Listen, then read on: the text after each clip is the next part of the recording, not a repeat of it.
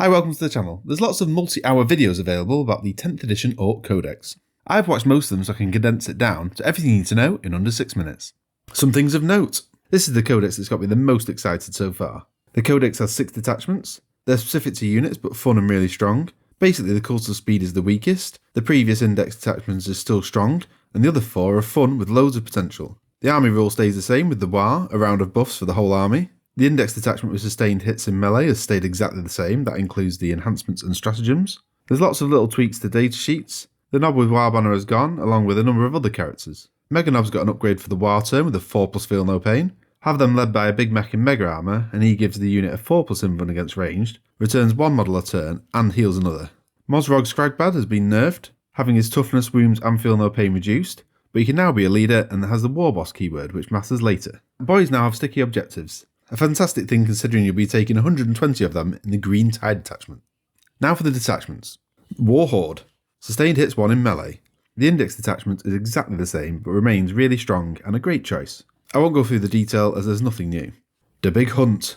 Beast snaggers only. Select a prey unit each turn, then get reroll charges and +1 AP against them. If you multi-charge and include the prey unit, then you can actually engage other units with the buffs as well. There's a few good enhancements in this attachment. Glory Hog. A Squigosaur boss gains Scout 9. Nice having a big brick of squigs getting a turn 1 charge. Searly is a squig off. -1 to wound if the strength is greater than the toughness. Again, lots of good strats available for 1 CP. That one's even bigger, advance and charge or fall back and charge. Instinctive Hunters. Put a unit into strategic reserves at the end of your opponent's fight phase. And drag it down, which is sustained hits 1. And they also get critical 5s against your prey unit. Kult of Speed. Speed freak units advance or fall back and shoot. Interestingly, Shock Jump Dragster's precision shooter can now be fired when it advances and teleports. A couple of enhancements are good, faster than use. It allows an infantry unit to disembark after the transport has moved and still charged. Wazblaster. A Deathkiller War Trike can shoot and then move 6. Great for movement, but you can't charge afterwards. A couple of best strats include Speediest Freaks for 1 CP. You have a 5+ invuln or a 4+ if you're a T8 or lower toughness vehicle. Dagger Storm. Sustained hits 1 when shooting or sustained hits 2 when you're within 9 inches. You've got full throttle for +1 to wound, and more gets over here. When an enemy moves within 9, you can then move 6. Dreadmob. This is a fun detachment with loads of buffs available, and one I'm really looking forward to playing. It's for mech, walker or grot vehicles, and when they shoot or fight, you roll a d6 and pick a buff. It's either sustained hits 1, lethal or critical wounds get +1 AP. You can actually pick one instead, but your weapons get hazardous, but since all the options are good, it's safer just to roll. A mech leading a unit gives them all the buffs, so that could be looters.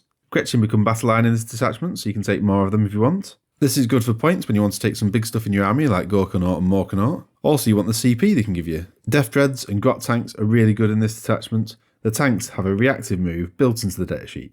The 2 best enhancements, you got Press It Faster, roll 2 dice and gain both buffs for a unit, and Smoking Gubbins get Stealth. It's in the strats where this detachment really works out, that's why you need the CP. Cranking Claws +2 strength in melee, but you can choose to push it and gain an extra +1 damage, but it also gains hazardous. Daka Daka Daka, reroll hits of 1 in shooting, however if you push it you reroll all hits and gain hazardous. Worth noting that if a weapon already has hazardous and you get it again, then that means it goes off on a 1 and a 2. Bigger shells for bigger gits, +1 to wound in shooting, you can push it for +1 damage and hazardous. Conniving Runs. When an enemy moves within 9 inches of Gretchen, they can make a normal move, but also on a 4+ deal D3+1 morsels back to the enemy as well. An extra Gubbins is fantastic, -1 damage, but it's only 1 CP. Other factions can be jealous.